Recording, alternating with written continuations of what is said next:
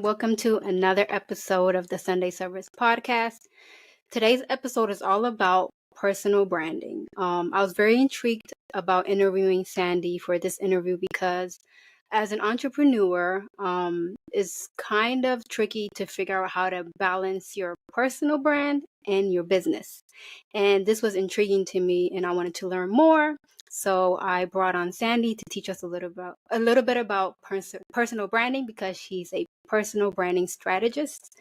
So Sandie, please introduce yourself and tell us a little bit about your expertise. Yes, thank you so much for having me on this podcast and for just having a platform um, for us to share stories. I'm Sandie. I am a personal brand strategist, and I help entrepreneurs, executives, and companies articulate the right message to get it to the right community.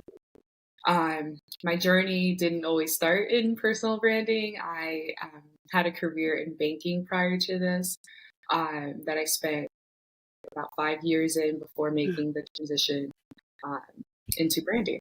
Okay, thank you so much for filling us in. We're so happy that you're here with us. I know there's so many of us out there that just want to understand the concept of what is personal branding and how does it differ from professional branding, correct? So can you tell us a little bit about growing up and what your values were as far as education and how your parents value that as well? Yeah, so I was born in Liberia, and my family immigrated here after there was a civil war, and so we immigrated to the States, and Mm. I think for a lot of immigrant families, I don't want to generalize, but education is always seen as the way, like, out or up, or just to really solidify a new life. Mhm. So education was always top priority for my family, and um, even more so, my parents they got divorced when I was really young, and so my mom was very, very keen on making sure I was in um, top schools. And I grew up as a low income single mother household, but the education system that I was in, oftentimes I was the only Black girl in the classes, and they were super wealthy, which did not reflect my home life. Um, being in a different socioeconomic class, but also being an immigrant. And so a lot of times I kind of shied away from my own identity, or kind of like was confused about my own identity. And just with that, like, I just was very heavy into the books. And I figured that if I didn't know my identity and couldn't really connect with people, I at least had the grades in the school to back me up. Yes, yes. And I love that you just gave us a brief about where you're from and your family and everything. And I can definitely relate with you being an Ethiopian woman, but also being an African American woman and experiencing culture shock and just not feeling like you belong at times because you're trying to navigate and belong to two different cultures. And especially with immigrant parents, they want you to always be perfect, to be top scholar, and that can put a lot of pressure on an individual. So happy that you were able to share with us. I know there's other individuals that can relate with you on that. So what would you say was the impact of, being raised with a single mom, or, experiencing culture shock or feeling like you don't belong because of having to navigate both cultures? Um, and I know we're gonna get into this a little bit later, but one of the things can now look back on and recognize is that I always operated as a shell of myself. Like, I think actually my story and a lot of people's stories are very beautiful. And even though it's not pretty, it's not that cookie Mhm. cutter that we think that we need to have, but Yeah. my upbringing definitely has shaped me into a stronger and more relatable person. And despite the challenges, like, I still feel like I show up as a very graceful woman and a woman of God. Yeah, I think that I definitely operate as a shell of myself, and um, like sometimes I look back and I wish I was like could have been more, louder about being, being a Liberian American, or Mhm.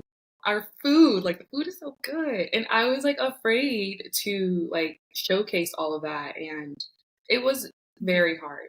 Um, and then even transitioning into like my adolescent years and into adulthood, I am now realizing just how much of an impact living as a shell of myself really had on me. Which is why I do what I do, Mm. because at the end of the day, personal branding is storytelling. And I do think it's really important for people to share their stories, um, not for themselves, but like Mm. for the other people who need to hear it as well for encouragement. Yes, yes, yes. Because you never know, as you said, Sandy, who can relate with you. You never know who's out there experiencing the same journey in their life as you had. And it's very powerful that you're able to use that as a vessel to just be of service to people and help them be themselves and Yeah. be transparent about who they are.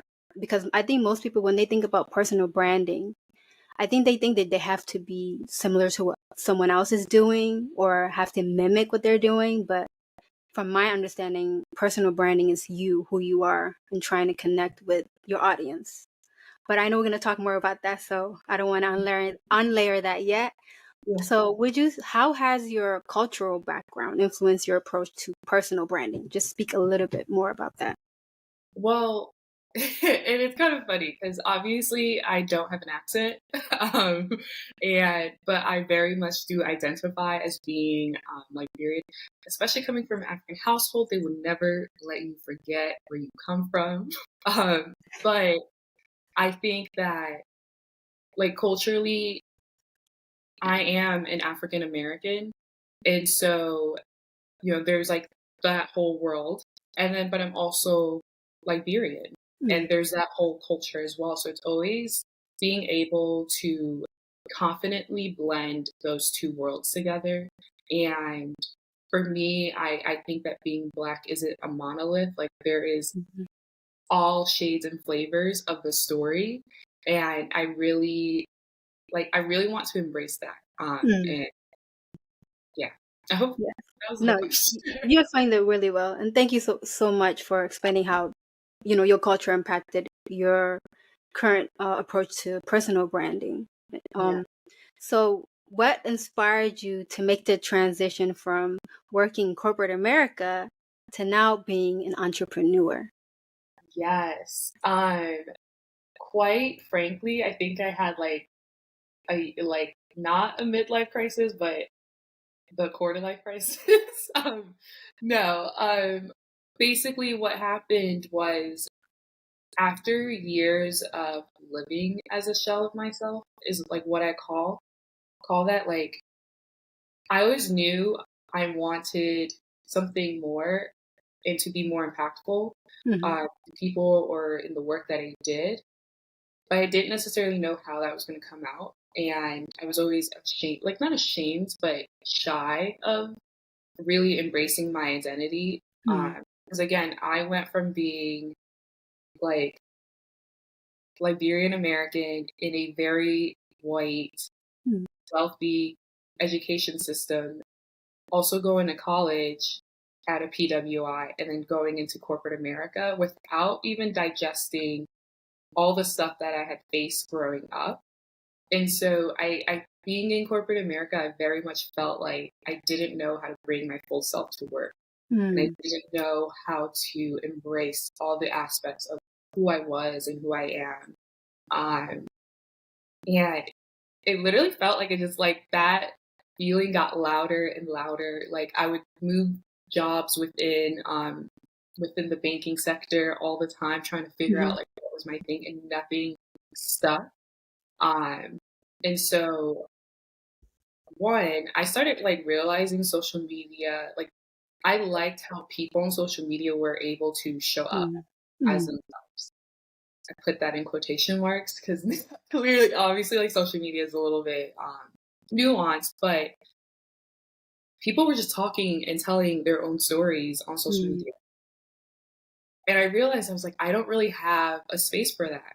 And so I started experimenting with content creation and, getting into the weeds of, the strategies and the like Mm.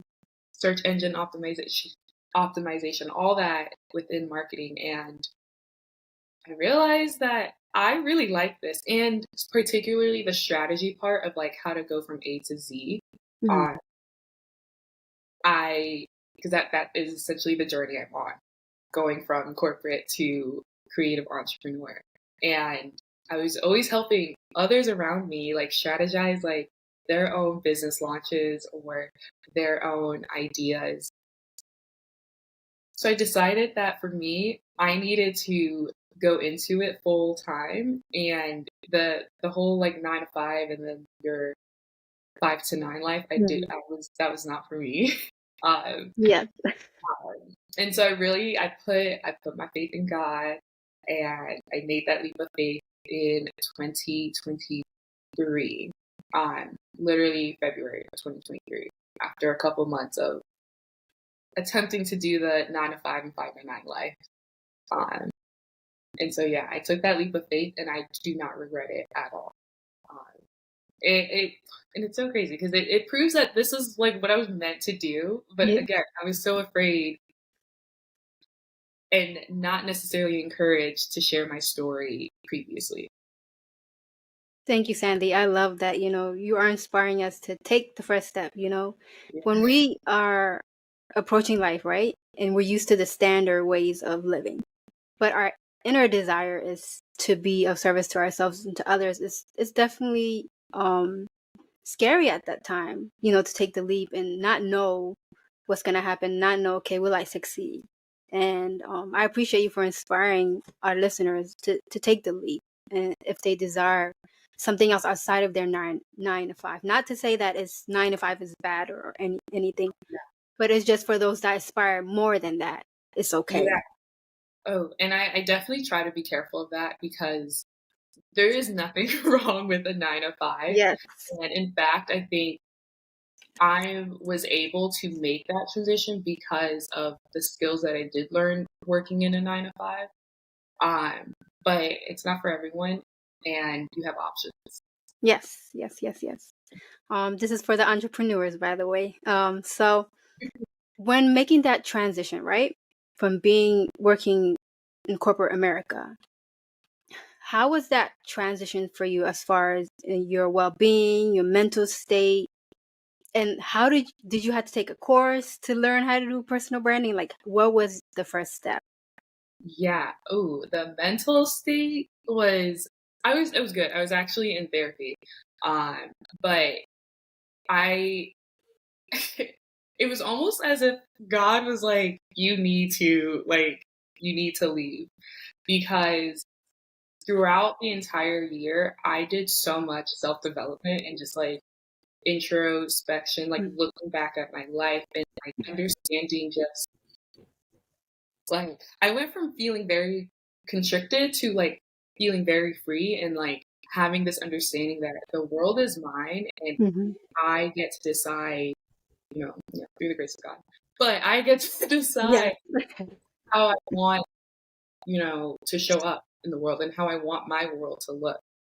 Um, and so that was kind of like a mental adjustment and literally everything down to like time.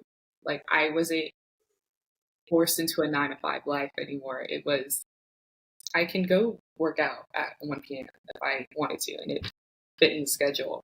So it was like letting go of all the structure that like have been like based on me and like figuring out what it is I wanted for myself and what Yes.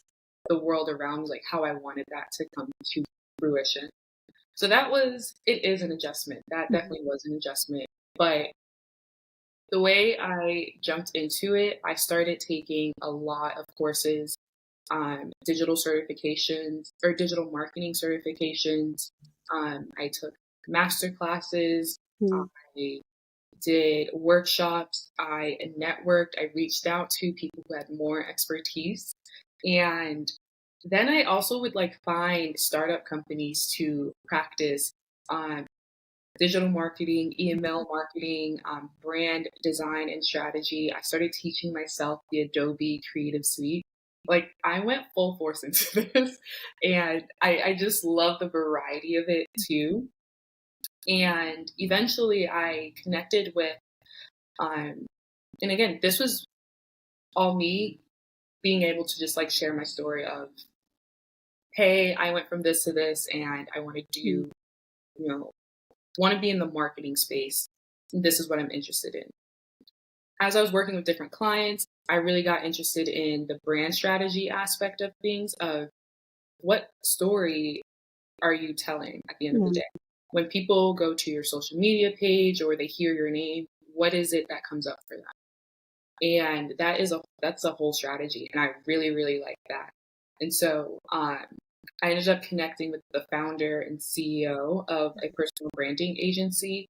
And she really like took me under her wing, and like I had some experience, and then she just opened me up to the entire world of personal branding. And again, like I realized that that's what I wanted.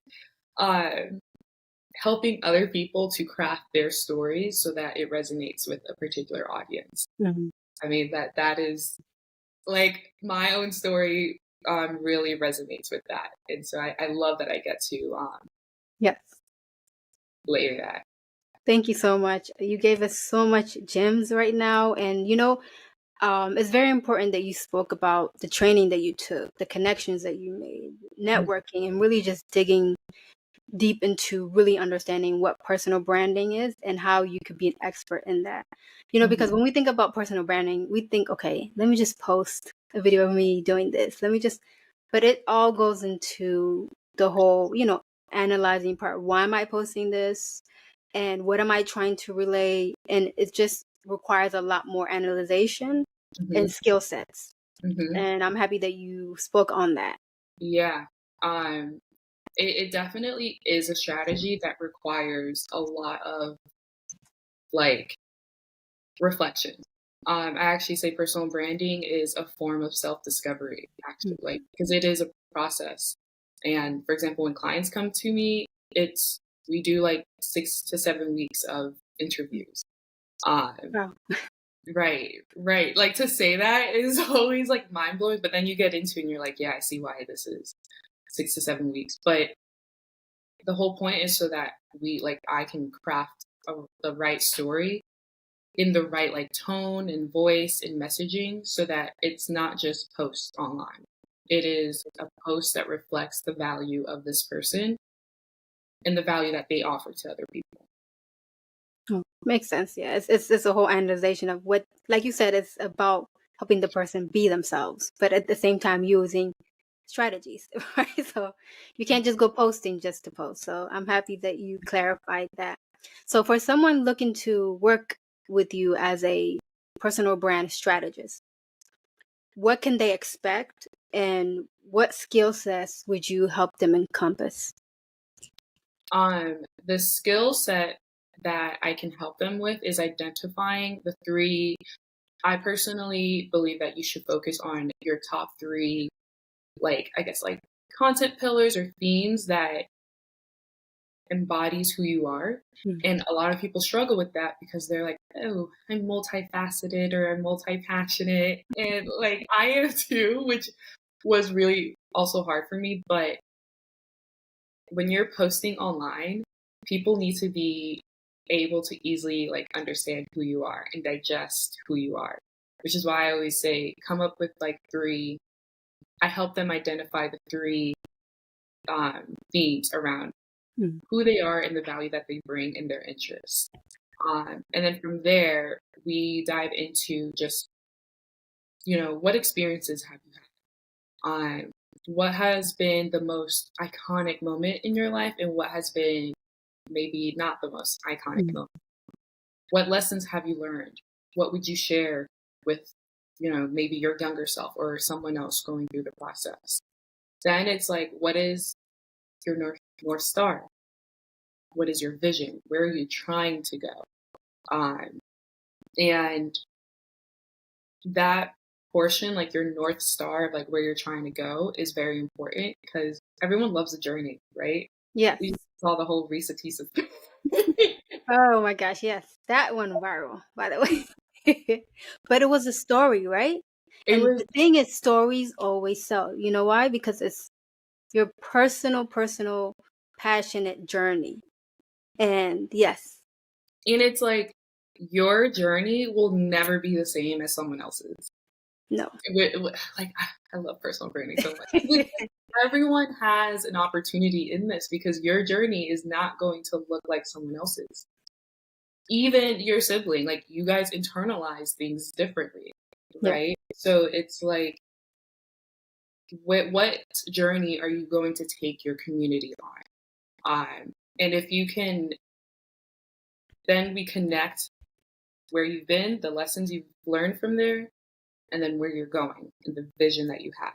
And then we bring that strategy together to come up with those three themes so that we can come up with content. Mhm. And we decide, does it make sense to post on Instagram, LinkedIn, TikTok?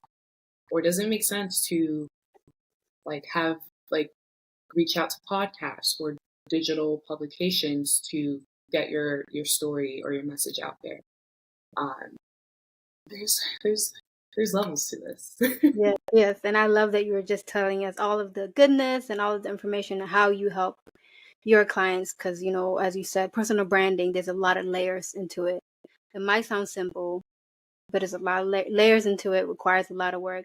And it's fun hmm as you're, learning more about yourself. Yeah. I heard this quote from, he is a like business professional on YouTube, and he's a man of God, Myron Golden.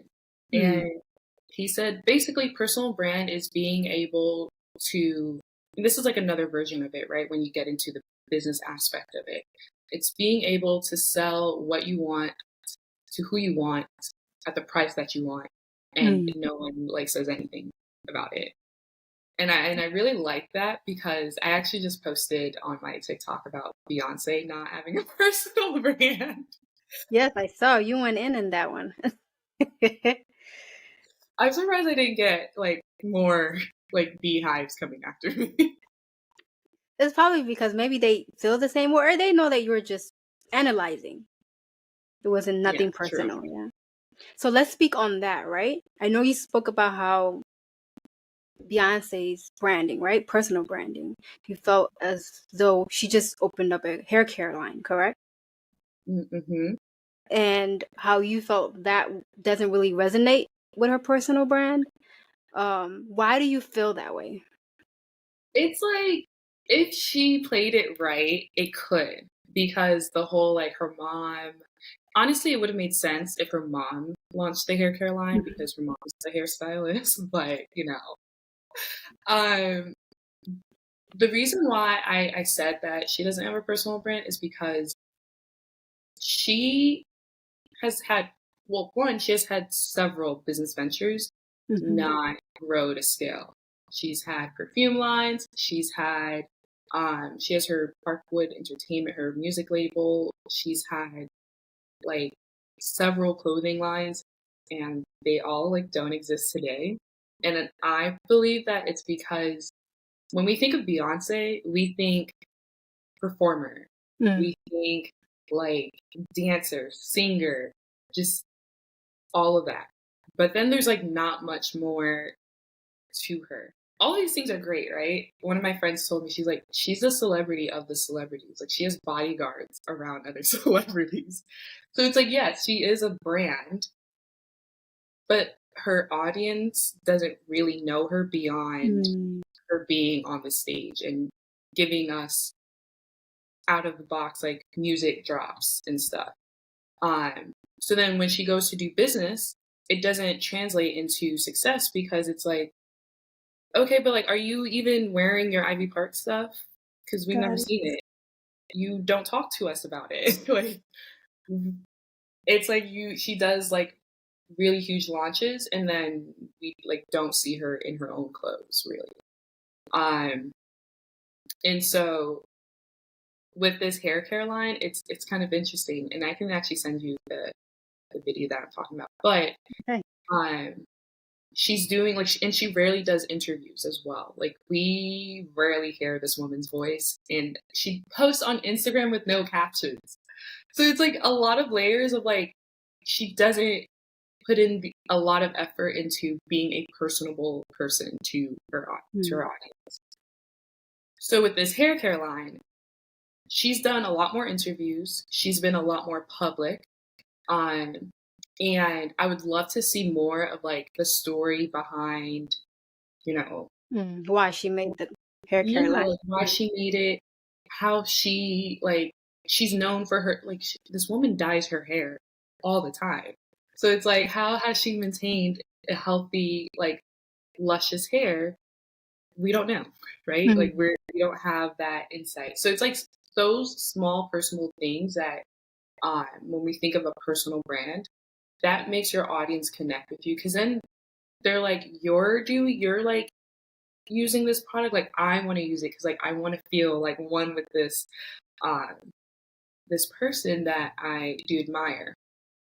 So No, that was my whole rant about no, it. I see what But you mean though, as you're saying, like, okay, I see what you mean as far as, I love Beyonce, by the way, for all the Beyonce lovers. We love Beyonce, so this is not Bash Beyonce podcast. We're just talking about personal branding and giving an example of how one is not effective and how one can be successful later on in this episode. So I Mhm, do agree with you on what you're saying, Sandy, because as you're saying, personal branding is very vital, probably more vital than your professional branding, because with that is more, yes, it's about telling a story, but it's not so much as personal. mhm, And I do agree with you that if you're going to promote something or push something, you got to either be using the product, living it, or just being transparent and more engaging with the audience. For me, what I'm learning as I'm building my personal brand, just be authentic, be myself, and actually do what I say that I'm doing when I'm posting the things, right? So living the skincare brand, right? Living that I engage in self-care daily, living that I'm a mother. mhm, Also living that I have natural hair and that I use natural products. And sometimes I braid my hair and that's okay. So just being transparent about who I am, that resonates more with your audience and they can actually connect with you quicker than when they see that you're trying to force something that doesn't really connect. So is they can see that, plain mhm. and simple. You can't hide that. Yeah, and it's also a thing of, it's going to be hard to fake it for a long time, right? Yes. Like if you're not authentic, you can't, keep up the facade. I don't know. Maybe that's what happened with Beyonce and Ivy Park. Like she wasn't wearing her own stuff. But it is like, you have to be very consistent, and if you're not authentic, it's Yeah. hard to maintain that consistency. It is. It's a lot. It's a lot to keep up a persona that's not realistic. Like it's just a lot. It's just all just gotta be transparent with ourselves and just really connect with audience. And I think that's why now I'm like, even just watching your post on TikTok and seeing like learning from you what personal branding is, what to do and not to do, really has helped me reflect on, okay, all right, just be transparent. Be yourself. And Yeah. don't worry about who's watching, who's not watching. Just be Yeah. you. Yes. And it's all about connection in the end of the day. That's really what personal branding is connection. Just Yeah. really trying to be of service to your audience. If you know about something, share it with them. Hmm. If you are in a journey of embarkment, share it with them. If you're in a journey of even just overcoming a health problem, share it with them. And that's really what it's about. And I love that you just emphasize on that about being transparent, about being able to connect your post to how it connects with your life, like living your personal life branding. And thank you so much for telling us a little more about that.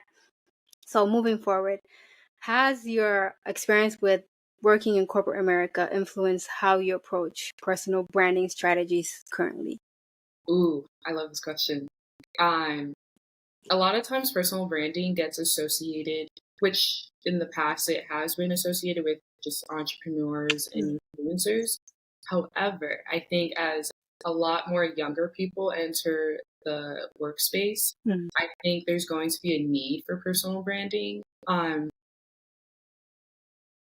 to be more like defined, maybe as like professional development in the corporate workspace, because not only do our younger people entering, but we hear the whole like bring your full self to work Hmm. coming up.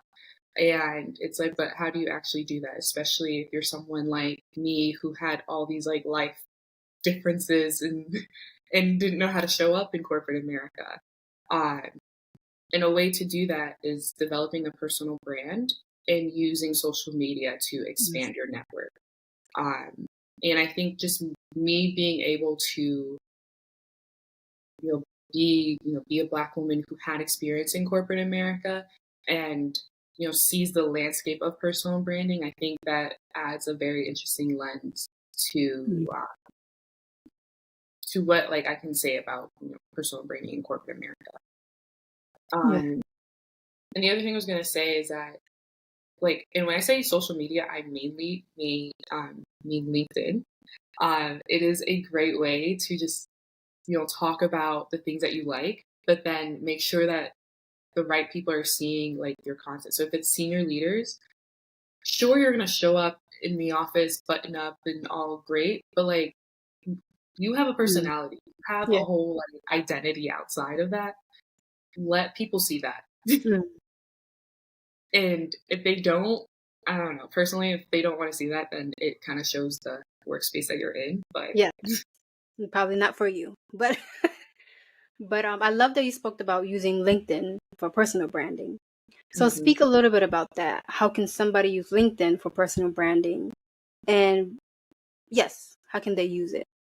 Well, especially if you're an entrepreneur or a professional, definitely be on LinkedIn.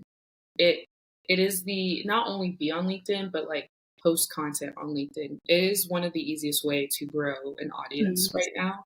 I think like by only 5% of people on LinkedIn are content creators. Oh, wow. So if you start posting, you are literally on the early wave of being a LinkedIn influencer. Excuse me. But I would obviously it's a more professional platform, and I would make your content as easy as possible for people to read and understand. Be consistent in like the kinds of things you're talking about, which is again going back to the three topics or the three themes that you want on there. And make sure that you're also engaging with other people and like Mm. commenting on other people and you know growing and expanding your network, because the more people that engages with your content, more people will see it, especially if you're a business person. That is going to be very huge. Mm. And one of the things I like about like, using LinkedIn is that anytime someone likes your content, it shows to their entire audience. Oh, So wow. if someone with 20,000 followers likes your content, their whole entire community will now see your content. That's So again, amazing. it's one of right. It's such a great way to expand your network. And when I first started posting, because I started experimenting with branding on Instagram and TikTok. And so when I transitioned over to LinkedIn, I grew my following count from like 300 to over 2,000 within 3 months. Wow, Um, yeah. that's And now, for example, I know that every time I make a post on LinkedIn, I gain about 150 followers. Um, just now, it's like a snowball effect. Like the more you do it, the more consistent you are, and you engage with people, you grow that network. And it's so nice because then, like, you reach out to people, and they're like, "Oh, like it's not just some random person. Like they have it. It's kind of like a digital resume, mm. essentially." It is. Um, It is. yeah. So And people get a sense of who you are, like you said. right, and I think it is a little bit more curated in the sense that people like you're not putting videos on there. That's actually really bad for the platform. Thank you for letting us know because Yeah. I'm sure we're all sitting here thinking, yes, we'll post a bunch of videos. Yeah, no. And I actually recommend using LinkedIn if you don't like getting in front of cameras, using LinkedIn you do it like definitely post like make your post with your picture of your face, but it doesn't like I literally take a quick selfie and just Mm. slap it on there. But it's important to have the face with the content. So when people see your face, they know, oh, this is Sandie. She talks about personal branding and her career transition. Um, but I am so happy I found LinkedIn because that was also really helpful in being able to get comfortable with just speaking my mind to the world without having to be on video because being on video is terrifying. Yes. Yeah. Sometimes, yeah, I can definitely understand it puts a little bit of pressure, Yeah. and being on the back of the screen just gives you more of a freedom to speak your mind. So I completely agree with that. And thank you for sharing this with us. I know for me, I'm very grateful that you shared with us that LinkedIn is the new way to grow your personal brand quickly, but also for those that don't prefer to be in front of the camera is the best approach. So thank you so much. I definitely will be upgrading my LinkedIn. Yes, yes, yes, So yes. thank you so much, Sandie. So can you share some obstacles that you faced during your journey from corporate America to entrepreneurship? I know you spoke briefly about it earlier, but like, what would you say is like obstacles that you can remember that you faced? I'm like, do you ever like overcome the obstacles of being an entrepreneur? No, it's everyday process. No, I don't think so. That's what I'm realizing. No, I'm kidding. I think one of the biggest things that I have honestly just recognized, even though I am someone who is a little bit more risk tolerant, like Mhm. I a lot more okay with taking risks, obviously, um, is that I doubt myself a lot. Um, and I think it goes back to the fact that for a lot of my life, when I had a thought, I never shared it because I was scared. And so no one was there to like encourage, you know, Mhm. my creative idea because I was afraid to say it. Same thing in college, same thing in corporate. And now that I'm an entrepreneur, it's you have to say those things, right? Like you have, regardless of, you're scared or, the fear of looking stupid. It's like I'm realizing just how much like I doubt myself. Something that like is supposed to take me or like does take me like 5 minutes, I freak out about it because I'm like, I don't know what I'm doing. I get scared and like I'm thinking it's gonna take me like 5 hours and then I do it and then it literally takes me 10 minutes and I'm like, why did I do that? Yes. So doubt is definitely the obstacle that I like am overcoming. Um, and I think also just being a content creator and just wanting to get my message out there and like my Mhm. mission out there and my purpose, it also means that I have to be comfortable with making mistakes in front of the camera. Uh, and like maybe I like said something really wrong in the Beyonce video, right? And then Yes. I No, get you canceled. didn't. I'm not saying you did, but I'm But like, for example, like what if I said something totally wild and then like here I am building my audience and then I get canceled? No, I'm not canceled. Just, No, you're not. You're not. But um, but yeah, it is.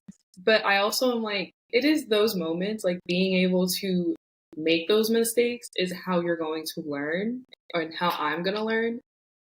And I always think this is like a kind of like morbid way of thinking of it. But it's like I get to make these mistakes and then I get to like share it with someone to be like, Mhm. hey, don't do this because it will not work.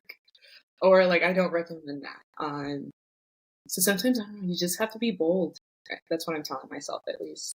Yeah. With my obstacles. Thank you so much, Sandy, for sharing obstacles with us. And I can agree, first, when getting into entrepreneurship, that was one of the obstacles that I faced. Chatter mind and like just focus. Yeah. And what has helped me really manage that is systems.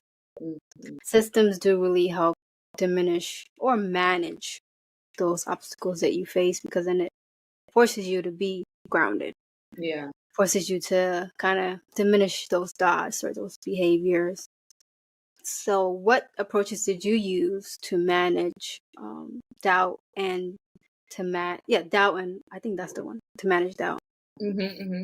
Actually, it is, how do I say this? Essentially, I just am like, okay, that is, I just need to have the confidence of a middle-aged white man in corporate America or with a multi-million. It's like that is literally the thing. Yeah. Yes.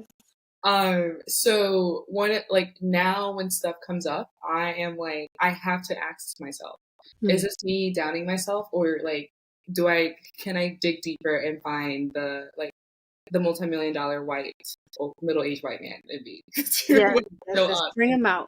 Yes. right, and be confident, because some of these people are like, and I think I said this on one of my videos, people less qualified than you, me, are doing bigger things simply because they like had zero doubt in themselves. And so I I really like, I'm very big on mindset and like just Mm. making sure that you're not like acting on your emotions, like doing things even if you have fear, because that's Yes. what courage is, doing things even if you have doubt. Uh, because a lot of times like those things hold us back, and I don't want to be held back. Um, and and I would say I also spent a lot of time in therapy, to do a lot of the work to show up as my most confident and best version of myself. Mm. And I do think that that has helped me cultivate who I am today in this very moment, especially after transitioning from corporate America.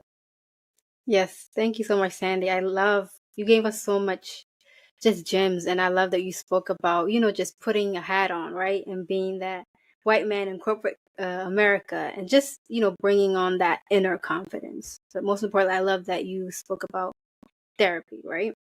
Because I know that we currently live in an era where therapy is currently growing, right? More people are attending therapy, but there's still some of us, especially in our community, that kind of think that if you get therapy, that it means that there's something wrong with you. It means that somebody's going to try to manipulate your mind or bring out, inner deeper thoughts that you don't want to face yet. Mm-hmm. And I love that you spoke about how therapy was a powerful tool for you and helped you manage doubts that you face or manage obstacles that you faced in your journey to being a personal brand strategist. For me, I love therapy Mm-hmm. because, of course, I'm a social worker, BSW I have in social work. But most importantly, because I see that the tool and the power that it has and really helping you be the best version of yourself and be okay with either dealing with your obstacles or facing trauma that you endure throughout your life. Never really goes away, but it's about managing it, right? It's about being okay with and accepting it.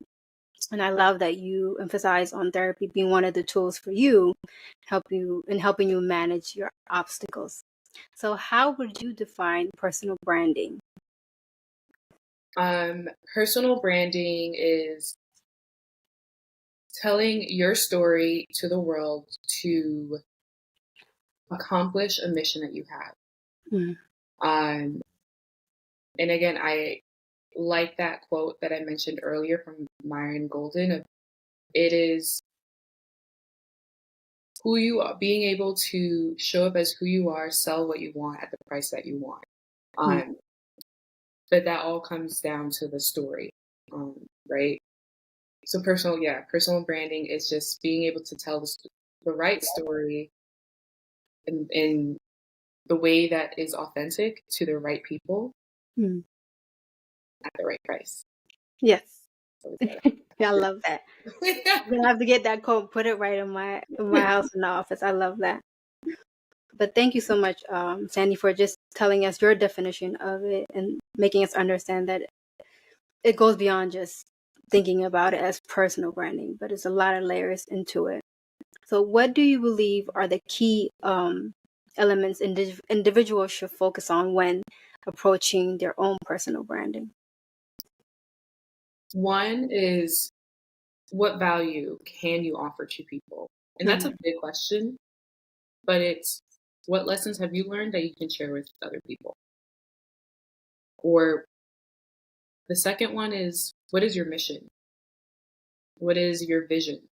Where are you taking us in your journey? Um, that is definitely strongly those two. And then learn how to tell a story. Okay? Go and study Risa Tisa.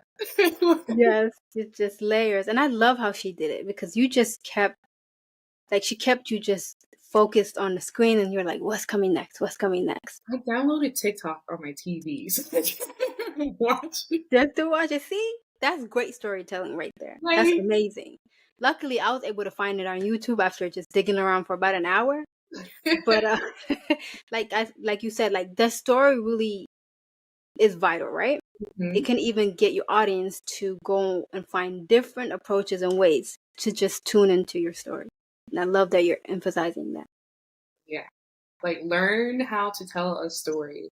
Because that will do you some like wonders. And then, yeah, what is your mission, your vision that you're taking your community on? And then what value are you bringing to the table? What lessons have you learned that you can share with other people? Um, and whether you want to do that in a like comedic way, or like, sit down and talk to the camera, or whatever like suits you and Mhm. is authentic, just, yeah. So, what do you recommend for somebody that's like camera shy, but really, really wants to be out there telling their story? How would you advise them to record themselves telling their story? Yeah. I have a couple things. Either start off recording, like doing a voice memo recording of you Mhm. just speaking out some of those thoughts. Because I think a lot of times the issue comes with, again, we're multi-passionate, multifaceted individuals. There's a lot coming out at once, and then you don't know Mhm. how to be concise. Um, so just start by getting your thoughts out and just speaking that. Either speaking into the voice or writing it out. Then secondly, I've seen people do stuff where the camera isn't directly on them. It's like they're getting like a side shot and then like speaking to a friend or something. Oh wow, wow! I like that. Because at the end of the day, people just want to hear. People just want to No, you're hear. fine. They want to hear your voice and they want to see you in person. Uh, Yeah. so you can do that, like have the camera off to the side. And then lastly, one thing that I utilize a lot is you can record your entire life and then just do a voiceover. Like, you don't have to like sit down and speak to the camera. What are some future trends or changes we can anticipate in the world of personal branding? I think we're going to see a lot more. I think personal branding has been, well, two changes. One, I think personal branding has been very much for like the entrepreneurs and the influencers on social media. However, I do think it's going to transfer over into corporate America Mm. as a way for people to expand their networks and show up as themselves fully. Um, and especially because as Gen Z enters the workplace, they're always looking for authenticity and being individuals and not really being, having their full identity aligned with the workplace, Mm. right? They want to be themselves. Uh, and then on top of that, we have Gen Z also taking over baby boomers in the workplace this year. Yeah. So I think that's going to be more prevalent. And I think like a lot of similarities between Gen Z and millennials are happening, which is like the being individual, showing up and stuff. So I think if you're a professional in the 9 to 5, it's going to become more of a thing because then you can expand your network, you can seek out other like opportunities, you can like, and then companies are going to be interested in hiring someone who, sorry, I'm going on a tangent here, but this is actually going to be, I think, help pull this together. If you have a project manager who has 10 years of experience and has a great resume but doesn't really have a LinkedIn profile, like maybe a photo title, cool. Then you have someone, project manager B, who has maybe 2 years of experience, 3 years of experience, but they are constantly posting about different like systems and methods or maybe projects to some degree about online. And now when a recruiter goes to look at your profile, they're going to take the one who they're going to be more interested in the one who has showcased every like all their insight and their knowledge and the value that they have in management. Because instantly they're able to display a level of trust in the work that they can do. And they're essentially like a little influencer. And I think that's going to be a bigger thing for professionals moving forward. And then lastly, I feel like personal branding has been very vague in the past. Like it has always been a thing, but I think more and more people are like, oh, if I want to get to the coins, I'm gonna need a personal brand. Yes. I think that's gonna become a lot bigger. And so it's, figure it out now before that whole thing becomes saturated. Yes, and there's so many people doing it now, and it's kind of more competitive, as it is right now, currently, in a sense, because there's so many people. Like, there's so many herbalists, there's so many gymnasts, there's so many stylists, there's so many barbers, there's so many of this talent out there, and that if we don't hop on it and really understand what our personal branding is, we just take us a longer time to really perfect it and really connect with our own audience. So I love that you emphasize on that and said, get on it now before it gets saturated and it's harder to, penetrate the field or the industry. Yeah. So as someone who helps others build their personal brands, what kind of legacy or impact do you hope to leave through your work? I really hope I get to empower people to share the stories that they don't want, not that they don't want to, they don't think is going to help someone else. Because, like I said, I think personal branding is sharing your story with the world. And I can't tell you enough how like hearing other people's story has really empowered me. So like my legacy is I want to help people get to where they like want to be and where like whether that be like their business or their own personal brand, but also sharing the stories that don't get shared and that need to be shared so that other people can be empowered by your story. That's what I want to help people do.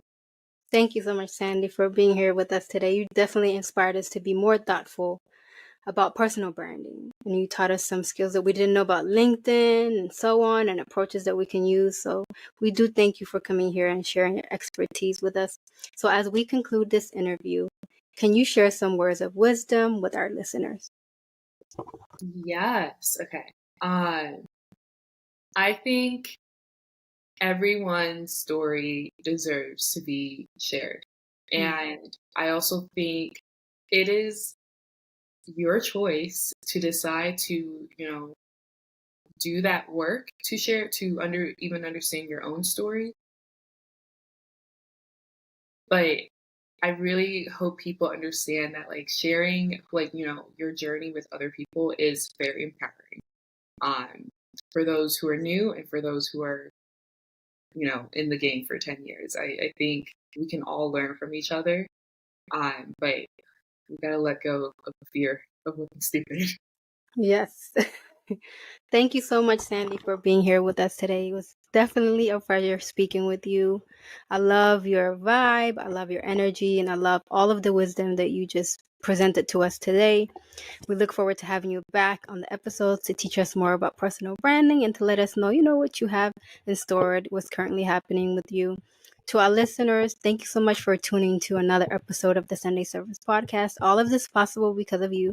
So please be sure to tune into this episode and all of our other episodes. You can catch this episode on YouTube, and we also can catch it on podcast platforms and as Amazon Music and so on. So we'll list all of this information for you guys on our page. But thank you so much for tuning in. Wish you all a blessed day, and we truly appreciate your support.